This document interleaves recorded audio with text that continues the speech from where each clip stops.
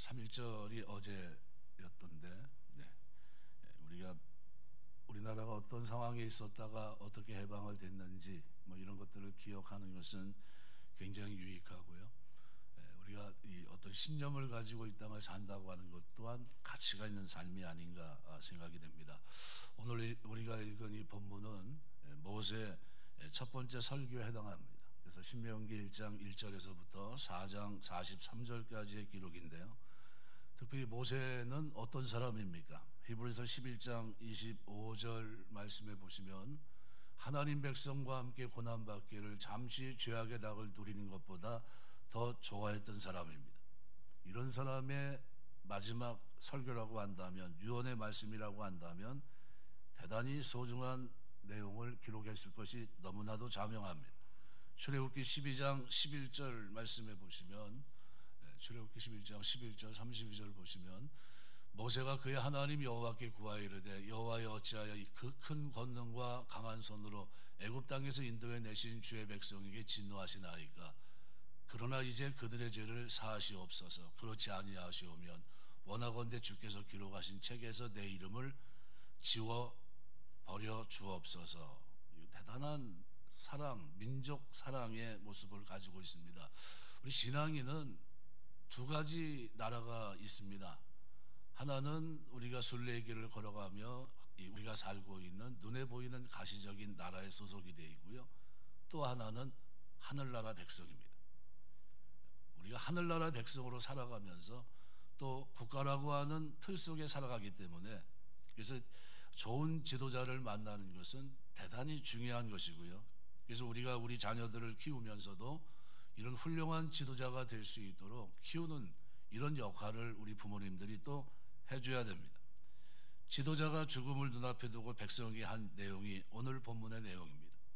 모든 설교의 목적은 백성들에게 하나님 말씀 앞에 순종하는 것을 가르치기 위함입니다. 모세는 유언의 말씀을 통해 이스라엘 백성들에게 하나님 앞에, 말씀 앞에 순종하고 그것을 지켜 행해야 될 것을, 그리고 경외하고 그것을 살아갈 수 있도록 가르치는 이 일을 마지막 설교에 담아놓고 있습니다. 듣고 준행하라. 그러면 너희가 살리라. 하나님 말씀에 가감하지 말고 하나님 말씀을 지켜 행하라. 세상에 사는 동안 하나님 경외하는 것을 배우고 이것을 자녀들에게 가르쳐줘라. 이게 신명기 4장 1절에서부터 14절까지의 기록입니다. 제일 먼저 우리가 해야 될 것은 듣는 겁니다. 듣는 것. 그래서 이스라엘아 이제 내가 너희에게 가르치는 규례와 법도를 듣고, 먼저 무엇부터 들어야 됩니까? 규례와 법도. 규례라고 하는 것은 도덕법, 의식법, 시민법, 아주 세부적인 규정된 법규를 말합니다. 이 도덕법이 잘 갖춰져야 되겠죠. 법도라고 하는 것은 규례로부터 파생된 하나님에 대한, 인간에 대한 상호 간의 어떤 우리가 말하는 권리 또는 의무, 공적인 절차 이런 것들을 규정한 교훈, 이게 법도입니다. 언약의 통로로서 규례와 법도는 하나님의 모든 율법과 교훈을 가리킵니다. 제일 먼저 가르칠 것이 뭡니까? 이것을 들을 수 있게 하라는 겁니다. 이스라엘아 이제 내가 너희에게 가르치는 규례와 법도를 듣고 잘 들어야 됩니다. 옛날은 우리같이 이렇게 성경을 쉽게나 아무나 대할 수 있었지 못합니다. 다 듣는 자리에 있었죠. 인문주의자들이 등장하면서 인쇄술이 발달하면서 성경을 찍어내면서부터 우리가 성경을 갖고 있죠. 그 전까지는 성경이 우리가 소유할 수도 없고요. 파피루스로 양피지로 되어 있는 것을 누가 소유할 수 있겠습니까? 특별히 서기관들 외에는 접할 수가 없었습니다. 이거 잘 들어야 돼요. 그래서 요한계시록 같은 말씀을 보면 예언의 말씀을 어떻게 듣는 자와, 그죠? 이렇게 듣는 자가 제일 먼저 나와요. 왜요? 성경이 없으니까요. 잘 들어야 됩니다. 듣고서 신앙생활을 해야 됩니다. 믿음은 들음에서 나옵니다. 로마서 10장 17절 믿음은 들음에서 나고 들음은 그리스도의 말씀으로 말미암는다. 전도서 5장 1절에도 너는 하나님의 집에 들어갈 때 내 발을 삼가할지어다 가까이에 말씀을 듣는 것이 우매한 자들이 재물 드리는 것보다 나으니 그들을 악을 행하면서도 깨닫지 못함이라. 잘 들어야 됩니다. 규례와 법도를 먼저 듣는 것이 중요합니다. 그러니까 두 종류의 사람이 있는데, 한 종류는 닫힌 마음의 사람이 있고요. 한 종류는 열린 마음의 사람이 있습니다. 우리가 구원받고 나면 마음이 열려지게 되시길 주의 이름으로 축원합니다. 성령은 말씀을 깨닫게 하십니다. 그러니까 마음을 닫고 있는 사람은 누구 말도 듣지 않아요. 고정관념이 너무나 강합니다. 이런 사람은 고독하고 교만합니다. 열린 마음의 사람은 남의 이야기에 경청할 수 있도록 귀를 기울여 줍니다. 주변에 친구도 많이 있어요. 아픈 자, 상처받은 자에게 위로가 되는 사람은 누굽니까? 들어주는 사람이에요. 가서 그 친구가 병중에 있을 때 가가지고 뭐하러 갑니까?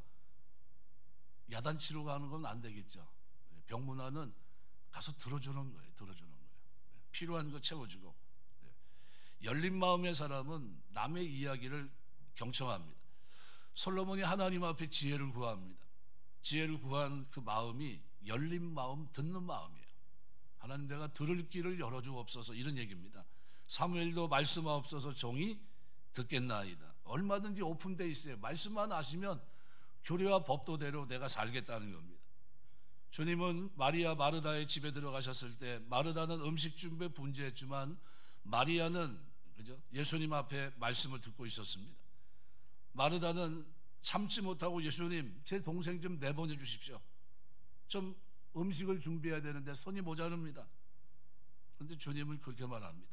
좋은 편을 택했으니 빼앗기지 아니하리라. 말씀을 듣는 자리가 좋은 자리입니다. 은혜의 자리고요. 이것이 하나님 앞에 복을 받는 길입니다. 요한복음 5장 25절, 듣는 자는 살아나리라. 듣는 자는. 우리가 하나님 말씀을 들어야 돼요. 나의 믿음이 발전하기 위해서 말씀을 많이 읽어야 되겠지만 특별히 우리가 이 현대인 이 바쁜 시간 속에서 하나님 말씀을 자꾸 들어야 됩니다. 우리가 하나님 말씀을 들음으로 힘을 얻게 되시길 주의 이름으로 축원합니다. 들으면서도 가감하지 말아야 돼요. 이건 틀렸어 얘기하면 안 됩니다.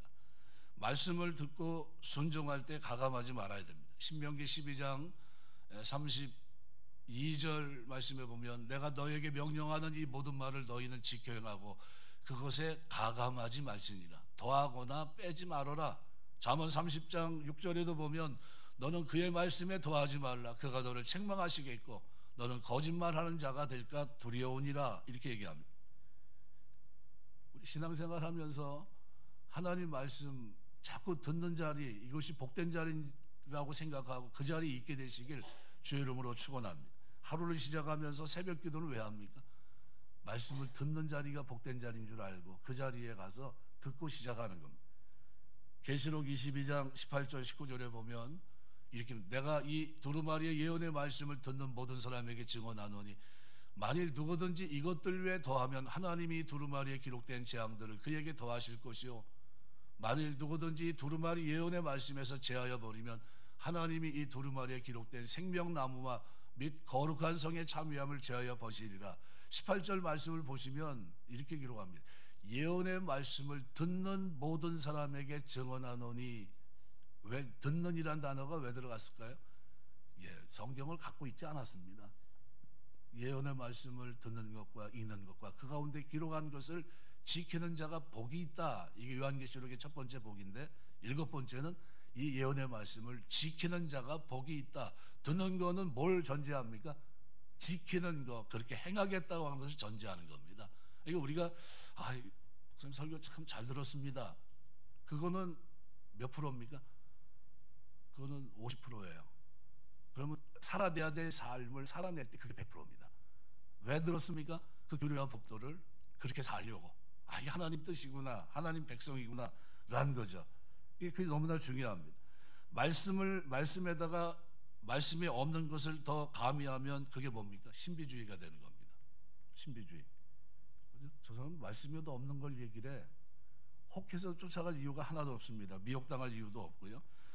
말씀에서 일부분을 믿을 수 없다고 빼내는 것을 우리는 자유주의라고 합니다. 자유주의에서는 오병이의 기적을 엉뚱하게 얘기하죠. 예수님의 십자가 죽음을 수면설로 얘기해요. 수면설.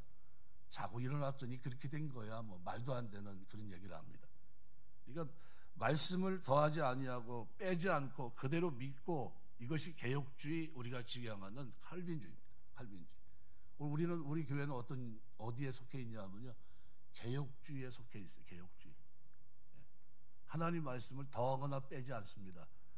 여러분 생각을 가지고 편의주의에 따라서 요거는 좀 잘못된 것 같아 이러면 안 돼요. 예? 이 말씀 앞에 순종할 수 있는 여러분 되시길 주의 이름으로 축원합니다. 예? 그게 중요합니다. 인간이 어떻게 더하거나 빼거나 하면 이게 되겠습니까? 산상설교 마태복음 5장 18절에 보면 국민교육 헌장과 같은 말씀을 하시면서 이렇게 얘기합니다. 진실로 너에게 이르노니 천지가 없어지기 전에는 율법의 1.1획도 결코 없어지지 아니하고 다 이루리라. 율법을 완성하러 오신 주님께서 율법의 소용 가치에 대해서 쭉 설명하고 있거든요. 시간 되실 때 수요 예배 때 꼭 참석하세요. 지금 7장 이제 하고 있는데 너무 중요한 장을 우리가 지나갑니다. 그래서 꼭 보시면 좋을 것 같습니다. 예수님 당시에 바리새인들이 책망받은 이유가 뭡니까? 하나님 말씀에다가 장로의 유전을 덧붙인 거, 이걸 그리고 가르쳤습니다. 10가지 계명을 그들이 이제 탈무드를 통해서 613가지 율법을 만들죠. 365, 248가지를 만들어서 하라 하지 말라를 정해놓고 바리새인들이 율법주의 그 삶을 살아갑니다. 그런데 그들이 거기에다 못 가죠. 어떤 고민을 하고 갈등을 하면서 유대인들은 탈무드를 이렇게 하면서 자기들끼리 이제 뭐 합니까? 계속 말씀을 가지고 상고하고 말씀을 가지고 묵상하고 하면서 젊은 사람들은 의견이 충돌됩니다. 그러다가 의견이 맞지 않아요. 한참 논쟁 속에 있습니다. 그러다가 답이 안 나오면 랍비나 아니면 어른들에게 물어봅니다. 이거는 우리가 어떻게 생각하는 게 맞죠? 그러면 그 대답해 줍니다. 그게 장로의 유전이에요. 장로의 유전. 장로의 유전은 뭡니까?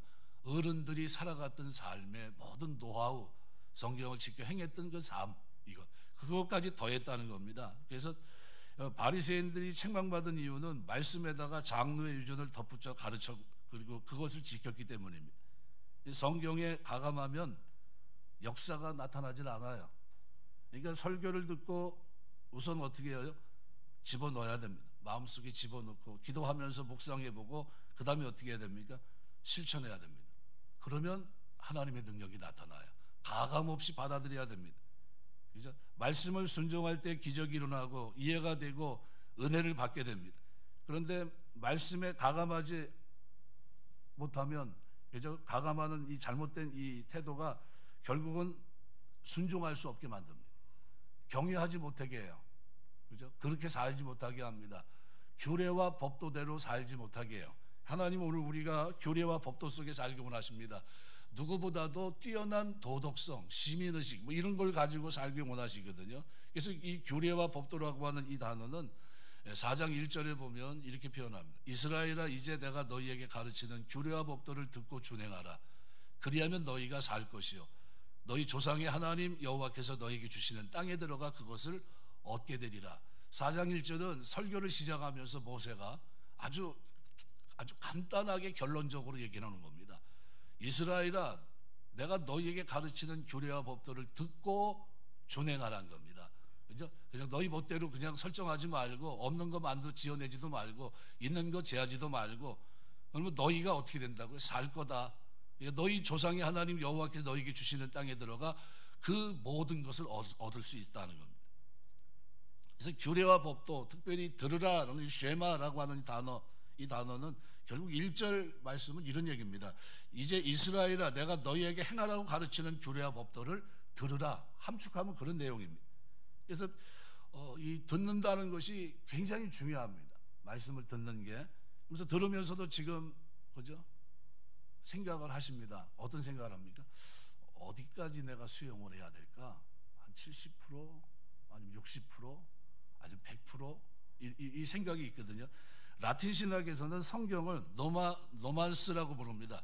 규범하는 규범, 이렇게 표현합니다. 규범적인 규범, 이렇게 표현합니다. 세상의 모든 가치와 법을 규범하는 유일한 기준이 바로 하나님 말씀이라는 겁니다. 우리가 하나님 말씀은 내 모든 사고의 규범이에요. 규례와 법도, 이것은 지키라고 주신 겁니다. 시편 119편 105절 말씀에 보면 주의 말씀은 내 발의 등이요 내 길의 빛이니이다. 내가 순례자로 이 땅을 살아가면서 두 가지 나라죠. 하나는 하나님의 나라 백성으로 왕 같은 제사장으로 살지만 또 하나는 대한민국 백성으로 이 땅을 살아가는 동안에 말씀은 내가 걷는 걸음의 등이 돼야 돼요. 빛이 돼야 되고 그 길을 쫓아갑니다. 디모데서 4장 5절 말씀에도 하나님의 말씀과 기도로 거룩해진다 이렇게 얘기해요. 우리가 하나님 말씀은 그만큼 중요합니다. 디모데후서 3장 16절 모든 성경은 하나님의 감동으로 된 것으로 교훈과 책망과 바르게 함과 의로 교육하기에 유익하니 모든 성경은 한마디로 규례와 법도로 되어 있다는 겁니다. 이건 어떻게 해요? 내 신앙에 유익하다는 겁니다. 내 신앙에. 그래서 오늘 2절 말씀에 보면 그래서 이렇게 내가 너희에게 명령하는 말을 너희는 가감하지 말고 내가 너희에게 내리는 너희 하나님 여호와의 명령을 지키라 이렇게 얘기합니다. 이거 가감하지 말고 온전히 지키라는 겁니다. 거기에 어떤 토를 달아서는 안 된다는 겁니다. 그리스도 안에 거하는 것이 생명의 길입니다. 그래서 3절 4절에서는 광야에서 망한 사람들 그리고 오늘까지 생존한 사람들의 차이점을 지적하는데요. 그 길을 제시합니다. 여호와께서 바알보로의 일로 말미암아 행하신 바를 너희가 눈으로 보았거니와 바알보로를 따른 모든 사람을 너희 하나님 여호와께서 너희 가운데서 멸망시키셨으되 오직 너희 하나님 여호와께서 붙어 떠나지 않은 너희는 오늘까지 다 생존하였느니라.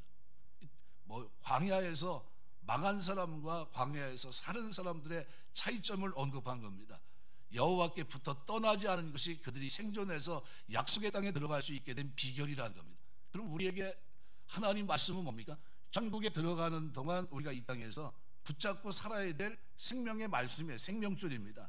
사람이 죄에서 구원받아 하나님의 자녀가 되고 거룩한 약속에 참여하게 되는 것도 예수님을 믿어야 가능합니다. 에베소 2장 8절 9절 말씀대로 너희는 그 은혜에 의해 믿음으로 말미암아 구원을 받았으니 이것은 너에게 난 것이 아니요 하나님의 선물이라. 행위에서 난 것이 아니니 이는 누구든지 자랑하지 못하게 합니다. 우리 신앙생활 하면서 하나님 말씀을 쫓아 살게 되시길 주의 이름으로 축원합니다. 우리가 하나님 말씀대로 살아가야 됩니다. 그래서 5절 6절은 오늘 읽은 본문 이제 5절서부터 쭉 보게 되는데요.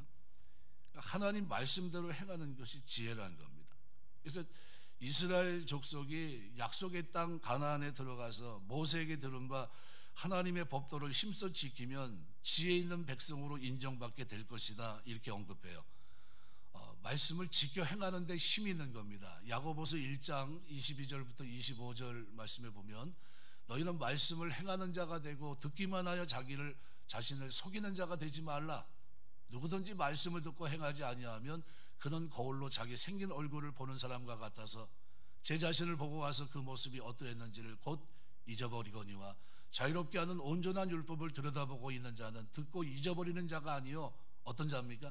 실천하는 자니 이 사람은 그 행하는 일에 복을 받으리라 이렇게 얘기합니다. 누가 어떤 사람이 하나님 앞에 광야에서 생명의 길을 걸어갔습니까? 여호와께 붙어 떠나지 않은 사람들, 말씀을 규례와 법도에서 벗어나지 않은 사람들, 그죠? 그들입니다. 말과 행위가 일치가 되지 않는 사람들을 우리는 이중 인격자라고 말합니다. 저 사람 말은 하는데 행동은 그렇게 하지 않아. 신앙과 행위가 일치하지 않는 사람들은 뭐라고 해야 될까요?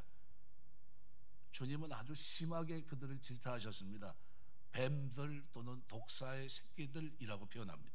마태복음 23장 33절 보면 뱀들아 독사의 새끼들아 너희가 어떻게 지옥의 판결을 피하겠느냐. 뱀은 사단의 상징으로 쓰이는데 신앙과 행위가 일치하지 않는 이들이 마귀의 자식이란 말입니다. 그래서 주님은 그들을 마귀에게서 났다고 지적합니다. 요한복음 8장 44절 너희는 너희 아비 마귀에게서 났으니 너희 아비의 욕심대로 너희도 행하고자 하느니라. 그는 처음부터 살인한 자여 진리가 그 속에 없으므로 진리에 서지 못하고 거짓말을 말할 때 제 것으로 말하나니 이는 그가 거짓말쟁이요 거짓의 아비가 되었습니다. 하나님이 기뻐하시고 인정하는 사람은 어떤 사람입니까? 손과 발 온몸으로 그리스도의 뒤 그 교례와 법도를 쫓아 행하는 사람입니다. 우리가 신앙생활하면서 해야 될 일이 참 많은데 그 가운데 최고의 일은 뭡니까? 듣고 순종하는 길입니다. 그거 실천하는 길이에요. 그러니까 이 교례와 법도를 듣고 항상 하나님 말씀을 들어야 되지만 그 교례와 법도는 율법과 하나님 말씀을 상징합니다. 도덕법, 의식법, 그죠? 굉장히 중요한 거죠. 그러니까 그 말씀을 듣고 지속적으로 듣고 그걸 어떻게 내 삶을 어떻게 해요? 그 틀 속에 세워놔야 됩니다. 그런데 세운다는 건 뭡니까? 지켜 행하는 걸 말합니다. 준행하는 걸 말해요. 들은 대로 살아야 됩니다. 말씀의 능력을 확인하고 싶으면 방법은 뭡니까? 실천하면 돼요. 이게 진짜 하나님 능력이 나타나? 그걸 어떻게 알 수 있습니까? 실천해 보면 압니다. 그러니까 말씀을 지식으로 머물러 있을 때가 아니라 말씀은 실천할 때 능력이 나타납니다. 그 모세는 뭐라고 표현합니까? 그리하면 너희가 살 것이요. 말씀대로 사는 것이 우리가 죽고 사는 것을 결정합니다. 해도 되고 안 해도 되는 것이 아니라 그대로 살아야 나에게 유익이 있다는 겁니다. 말씀을 듣지 않거나 말씀을 듣고도 행하지 않으면 어떻게 됩니까? 영이 죽고 육도 죽고 가정과 기업도 죽게 되고 나라도 죽게 되고, 그래서 성도들은 주일 말씀을 듣고 어떻게 사느냐 하는 것이 중요해요. 우리는 이 대한민국이라고 하는 틀 속에 지금 있는데요,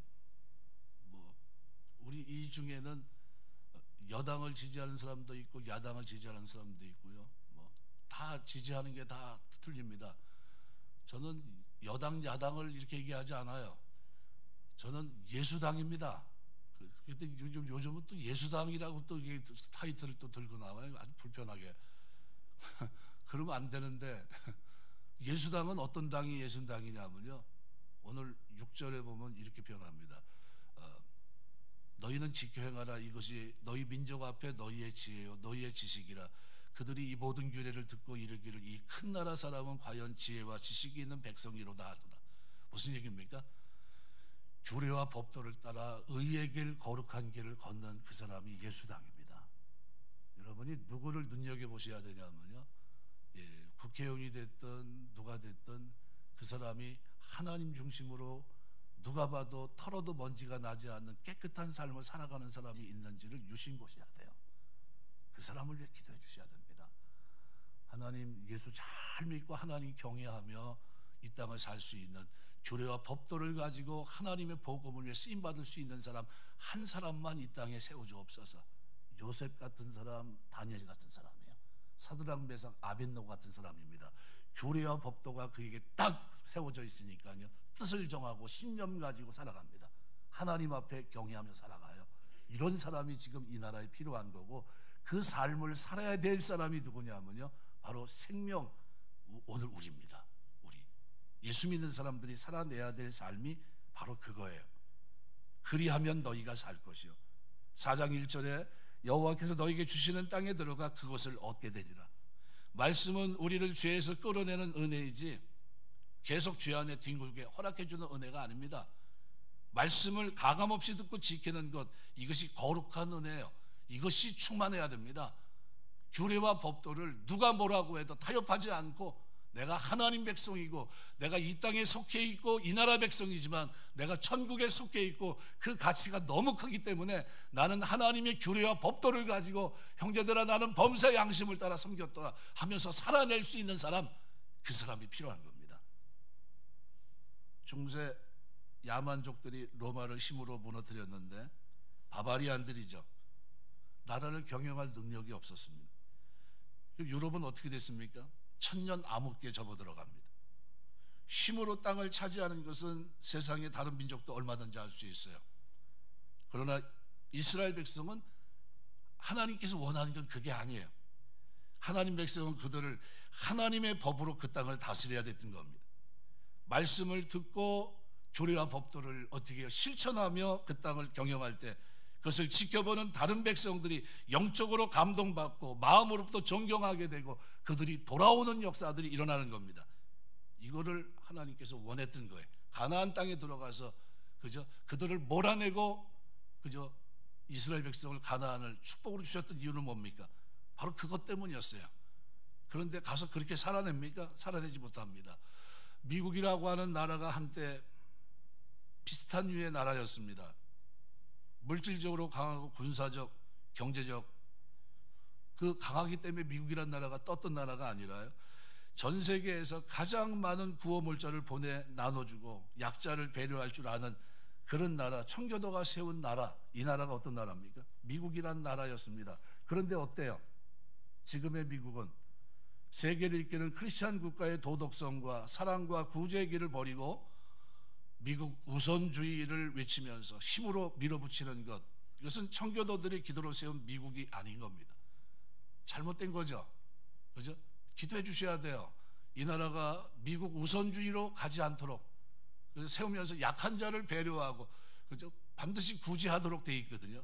그래서 국격은 어디에 있는 거냐면요, 믿음의 사람들이 하나님을 경건하고 거룩한 백성의 자리를 회복하고 그럴 때 국격이 세워지는 겁니다. 미국이라고 하는 나라가 어떤 나라가 돼야 됩니까? 하나님 앞에 거룩하게 성경을 읽으며 그 백성들이 거룩하게 살아내는 그 나라를 회복할 때 진정한 미국이에요. 그게 되지 않으면요, 기도해 주셔야 돼요. 기도해 주셔야 돼요. 그럼 우리나라는 어떨까요? 우리나라도 똑같아요. 4장 7절에 보면 이렇게 말합니다. 우리 하나님 여호와께서 우리가 그에게 기도할 때마다 우리에게 가까이 하신 것과 같이 그 신이 가까이 함을 얻은 큰 나라가 어디 있느냐. 여러분, 우상을 섬기는 사람들은 신들의 분노를 달래기 위해서 온갖 재물을 다 바치면서 액땜을 하려고 합니다. 그런데 이스라엘은 놀랍게도 살아계신 하나님과 이 세상 살아가는 동안 날마다 인격적인 교제를 할 수 있습니다. 왜요? 하나님은 미쁘신 분이니까. 그 하나님은 우리가 기도할 때마다 언약을 기억하시고 우리 가까이 오셔서 오늘 우리를 건져내십니다. 이스라엘은 항상 하나님께 기도하면서 하나님께 가까이 계시는 나라이기 때문에 어떤 나라입니까? 오늘 본문에는 큰 나라라고 돼. 큰 나라. 어떤 나라가 큰 나라입니까? 하나님께 기도하고 응답받고 하나님 앞에서 규례와 법도가 바르게 세워지고 그렇게 살아가는 백성들 때문에 많은 사람들이 깜짝 놀라는 나라가 좋은 나라예요. 이게 거룩한 나라입니다. 이 나라 만드시길 주의 이름으로 축원합니다. 이렇게 할 때 앞장설 수 있는 사람이 있어야 돼요. 그게 하나님 섬기는 경건한 백성입니다. 이런 사람을 유념히 보시라는 거예요. 이런 사람이 있는지 이 땅에 예루살렘 거리를 왕래하면서 공의를 행하며 정직히 행하는 사람을 찾았듯이 오늘 마찬가지입니다. 10사람의 소돔 고모라 성에 있었던 마지막 아브라함의 기도가 뭡니까? 이 도성에 만일 10사람이 있으면 어떻게 하시겠습니까? 내가 불로 멸망하는 것을 어떻게 해요? 하지 않겠다고 했습니다. 그런데 있었습니까? 없었죠. 교례와 법도를 가지고 우리 아이들이 성장하면서 뜻을 정하고 이 땅을 살 수 있도록 도와주셔야 됩니다. 큰 꿈을 가지고 이 땅에서 말씀대로 살려고 몸부림치는 아이들을 만들어 주셔야 돼요. 이 나라에 그런 사람들이 세워질 수 있도록 우린 기도하셔야 됩니다. 18세기 초 영국의 윌리엄 윌버포스라고 하는 사람도 잘 알고 있죠. 정치인이면서 노예제도 폐지운동을 이끄는, 당시 영국 국가 수입의 3분의 1을 차지했던 노예무역을 반대했습니다. 얼마나 반대와 위협을 받았냐 하면요, 네가 영국 경제를 거덜내려고 하느냐, 노예제도 폐지하면 우리 뭐 먹고 사냐, 너만 잘났냐 하는 식으로 이 사람을 몰아붙였습니다. 근데 윌버포스는 대국민 연설에서 그렇게 말합니다. 나는 영국을 사랑하기 때문에 노예제도를 반대하는 것입니다. 노예제도가 영국 경제에 주는 엄청난 이익을 제가 모르고 있지 않습니다. 저는 알고 있습니다. 그러나 노예제도는 하나님이 기뻐하는 일이 아닙니다. 하나님이 기뻐하지 않는 악을 행하면서 오래 살아남는 제국은 역사에 없었습니다. 나는 진심으로 내 조국 영국을 사랑하기 때문에 영국이 노예제도를 갖는 것을 반대합니다. 그리고 이 노예제도 반대를 위해서 얼마나 움직였냐면요, 50년간 자기 일생 전체를 소모합니다. 이거는 폐기해야 된다. 하나님이 기뻐하지 않는다. 우리 민족이 영국이란 나라가 이 신사의 나라가 될 수 있도록 그 초석을 깔은 사람이 뭡니까? 이 사람이에요. 윌버포스.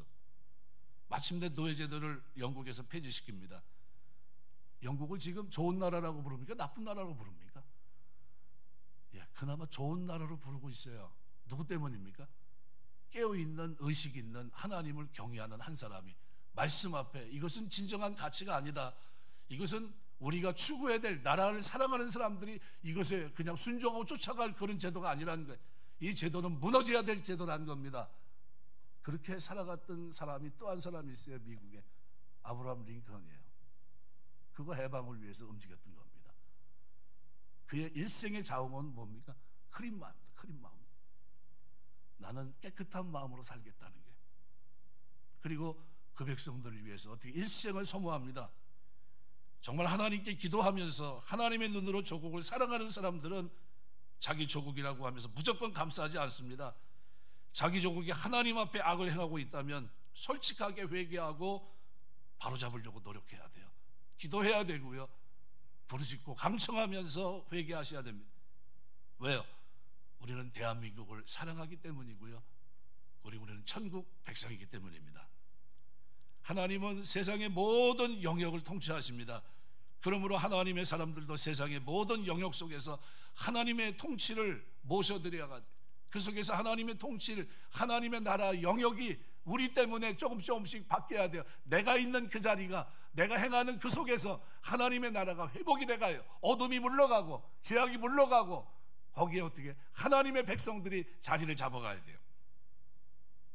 19세기 네덜란드의 아브라함 카이퍼는 네덜란드 자유대학을 설립하고 교수와 총장으로 섬깁니다.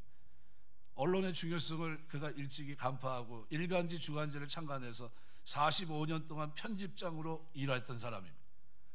그는 훗날 네덜란드 총리가 되었고 철도 대합화 문제라든가 또는 고등교육법 이런 모든 개정 통과 이런 것들, 금주법, 사회보장법, 네덜란드가 그저 죄악된 길에서 돌아서서 하나님 말씀의 규례와 법도에 세워줄 수 있는 나라가 될 수 있는 기틀을 아브라함 카이퍼가 그 일을 합니다.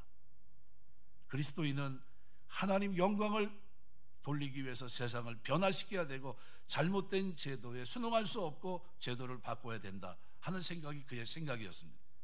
그는 교회는 물론 세상의 모든 영역에서 예수 그리스도의 왕되심을 인정해야 된다고 주장했고요. 그래서 그는 정치, 사회, 경제, 문화, 교육 등 나라의 주된 영역에서 하나님의 주권의 회복을 위해서 하나님의 지혜로 다스릴 때 나라가 부강해진다는 것을 보여주기 위해 열심히 일합니다.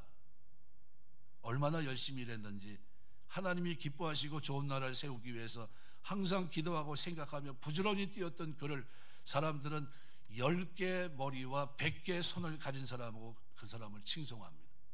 어떤 사람입니까? 규례와 법도를 가지고 하나님 앞에서 하나님이 허락한 그 땅에서 이러면 살리라, 그것을 행하면 살리라 하는 말씀을 부여잡고 순종하며 그 길을 걸어갔던 거예요. 그는 목회, 교육, 정치, 언론 여러 분야를 하나님의 뜻에 맞춰 개혁하고 그리고 그 일을 위해 헌신하며 인재를 양성하면서 위대한 교회가 위대한 국가로 연결되는 이 놀라운 기반을 닦았던 겁니다. 이 사람이 아브라함 카이퍼예요. 우리나라에도 이런 사람이 없을까요? 예, 있습니다.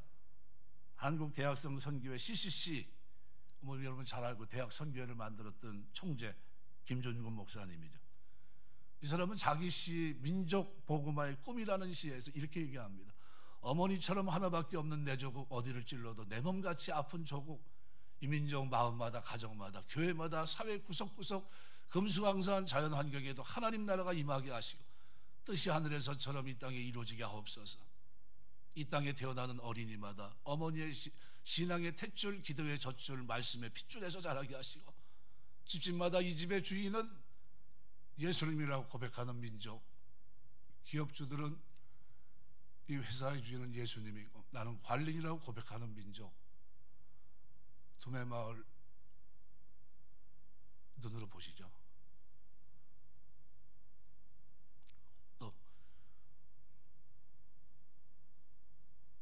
그리하여 수십만의 젊은이들이 예수의 꿈을 꾸고 119원의 환상을 보며 한 손으로 복음을 다른 한 손으로 사랑을 들고 지구촌 구석구석 누비는 거룩한 민족 되게 하옵소서.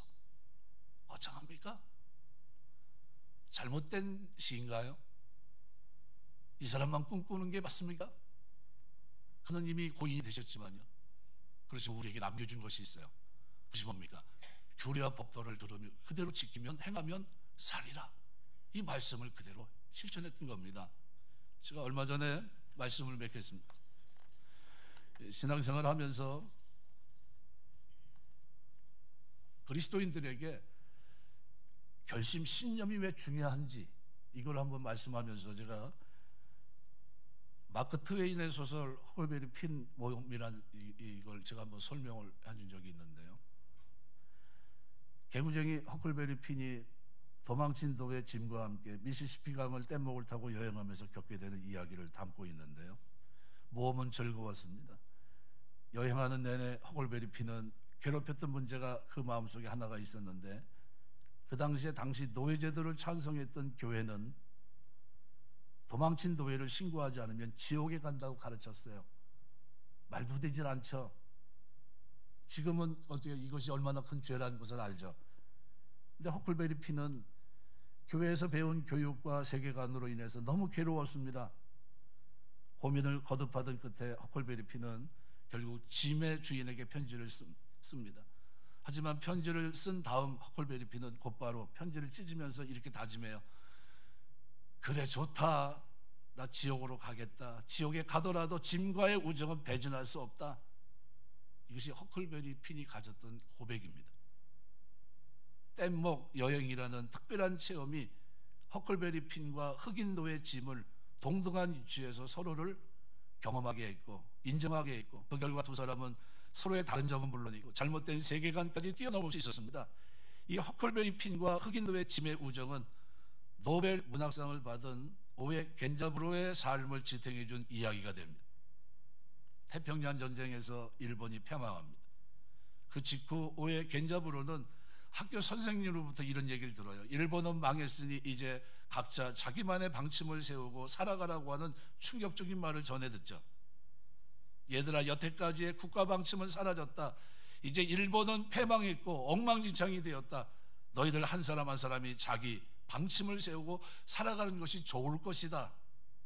그런데 바로 그때 어린 오에 겐자부로의 마음속에 바로 이 허클베리 핀이 했던 말이 기억이 났던 겁니다.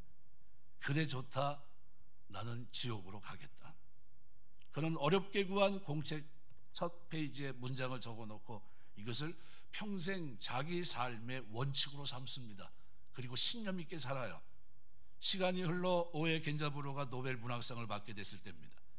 일본 황제는 오에 겐자부로에게 문화 훈장을 수여하려고 했지만 겐자부로는 이를 거절합니다.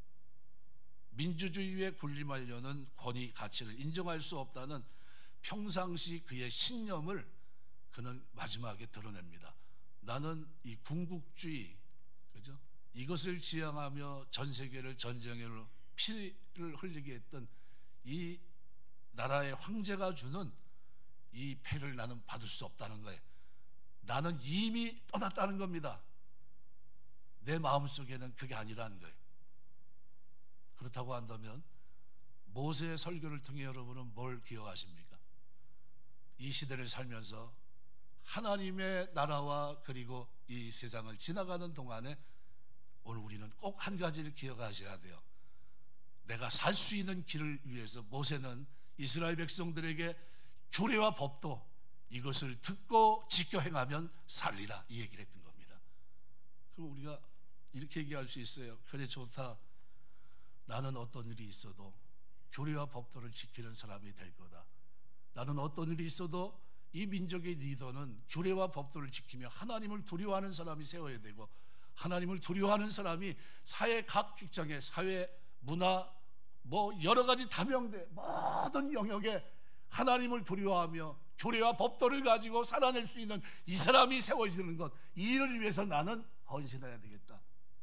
이것이 오늘 우리가 이 시대를 사는 하나님 백성들의 고백이 되어야 될 줄 믿습니다.